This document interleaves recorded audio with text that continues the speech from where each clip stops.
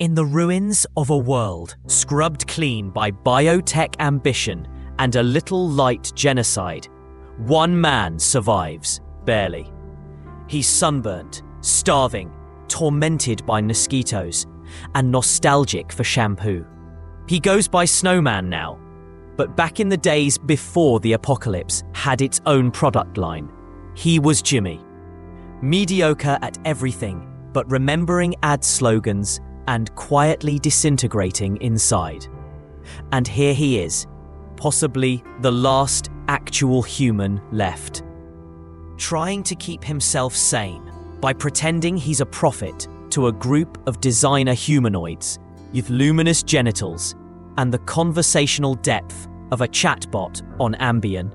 Margaret Atwood's Oryx and Crake is a warning in novel form, a snarl wrapped in a parable, and just possibly the funniest book ever written about species extinction. It opens not with fire and brimstone, but with a man in a tree, half naked, muttering to himself while a bunch of genetically peaceful nudists chant his name. And it only gets darker and more hilarious from there. The story flickers between two timelines. The ash-choked present, where Snowman scavenges leftovers from a civilization that mistook innovation for immortality, and the recent past, where we meet Jimmy, Crake, and Oryx. Jimmy is your standard issue, smart but not smart enough disappointment. The kind of guy who peaked in sarcastic banter and whose emotional life is mostly held together with duct tape and bad coping mechanisms. Crake, on the other hand, is a teenage wunderkind with the charming charisma of a spreadsheet and the ethical compass of a Bond villain. He doesn't just play God, he rewrites the job description. Oryx floats in between them like a dream, or possibly a trauma response.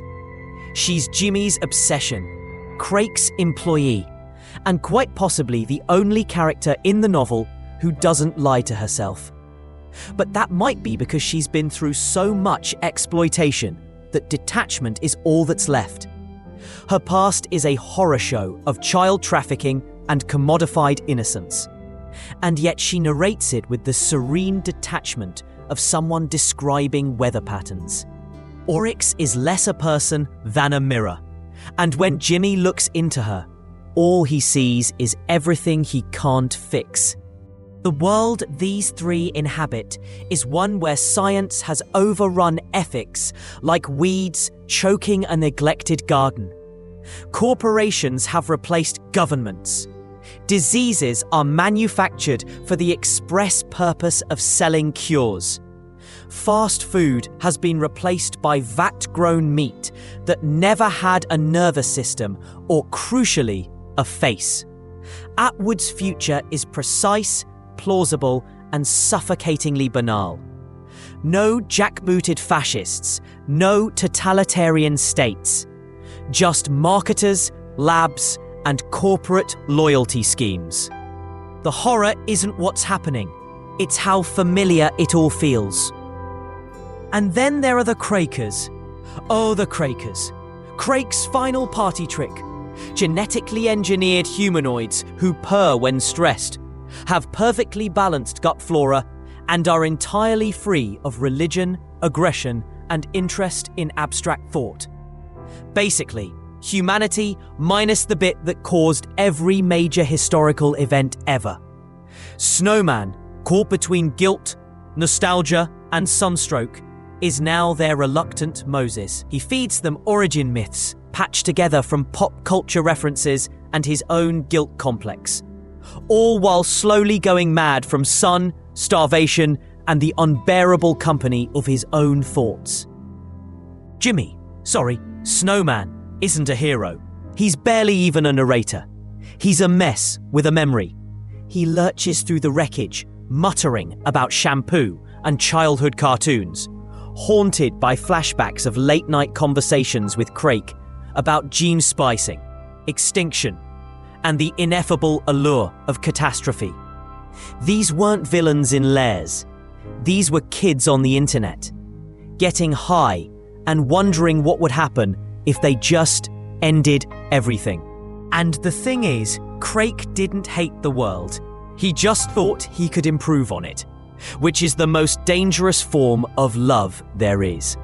His virus, packaged in a libido-enhancing pill, naturally, wipes out most of humanity with surgical efficiency. Then his perfect people step in to take their place. Hairless, harmonious, herbivorous, and completely free from jealousy, art, or curiosity. It's Utopia, if you're into that sort of thing. But Atwood knows better. She knows utopias are just dystopias with better lighting. The Crakers may be peaceful, but they're also empty. No conflict, no ambition, no songs. Just perfect balance and endless repetition.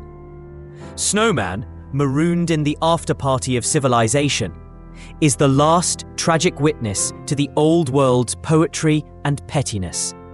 And all he can do is tell stories about a woman he never understood, a friend who destroyed everything, and a species that mistook cleverness for wisdom. Atwood's writing is scalpel sharp. Her satire lands without fanfare, buried in casual observations and offhand comments. The humor is pitch black and delivered with the dryness of a martini in a drought.